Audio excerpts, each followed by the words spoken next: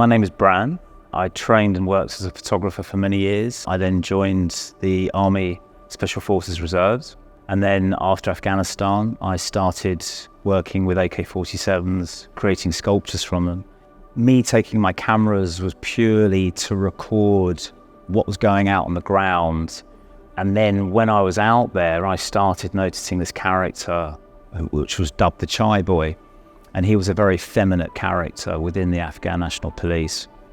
He would wear eyeliner and he would serve the chief of police tea, and he would start adorning his AK-47, as many did, with flowers, roses, stickers, anything they could really find. I started seeing these kids, and they were kids, they were 14 onwards, and they would decorate and adorn their AK-47s like a 19-year-old trying to pimp up his car. It was pretty much the only belonging they had out there.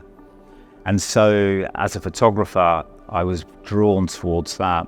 You can imagine being in this brutal environment, the treatment's harsh, you're being shot at, you're constantly on the alert for IEDs. It was a great sidetrack as a photographer to capture that. And I felt quite honoured to be in that environment and win their trust over. There was a definitive day where I was on patrol with this group of police, and one of them had decorated his AK-47 in pink stickers. And suddenly we had to go for cover because there was rounds coming over. So we were in this ditch, and I just had this sort of defining moment. I was being shot at by an AK-47, and in front of me there was a kid holding an AK-47 covered in pink stickers. And I just thought, wouldn't it be amazing if I took this weapon system? It's the most recognizable weapon system in the world, the most used, it's killed the most people. And I thought, wouldn't it be great to take that and basically just use it as a blank canvas? Brutal to beautiful. That was from a captured AK-47 from Iraq, and it still has the bullet strike that killed the person holding it. It's about how in the world things are beautified to lose the brutality of what's actually going on. And I thought, when I saw this gold AK-47, I just thought that was very succinct to what the message I was trying to purvey.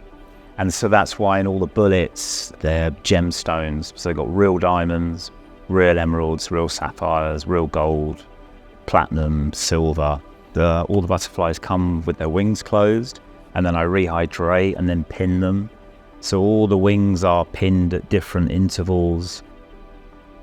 It also gives it depth and movement, because I've always wanted to put that feeling like the butterflies have just landed or they're just about to flutter away. The Love Heart Suite piece, I was working for a company in Africa, in Sierra Leone, way out in the jungle. While I was over there, I started talking to some of the local kids, late teens, early 20s, and a lot of them had been child soldiers. And I had some Love Heart Suites on me. It was very emotional speaking with them, because you could see the trauma in their eyes and what they'd gone through, and their innocence had been taken away. So that's kind of where that lost innocence thing came in. And then I thought, what about if I took some of their quotes and what they said and purvey it on the wording of the Love Heart Suite? And then I covered it with hundreds of thousands, because I thought that was kind of a great way again of sort of candifying it and making it sweeter and covering up the true meaning of what is a notoriously savage weapon.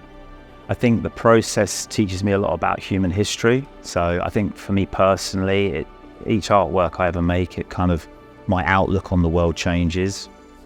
What we're fed through media and politics isn't what's happening. And you have to remind yourself of that as a human on a daily basis to try and make the world a better place. And I think if my artwork can affect 1% of the UK, then I feel like I'm doing my job.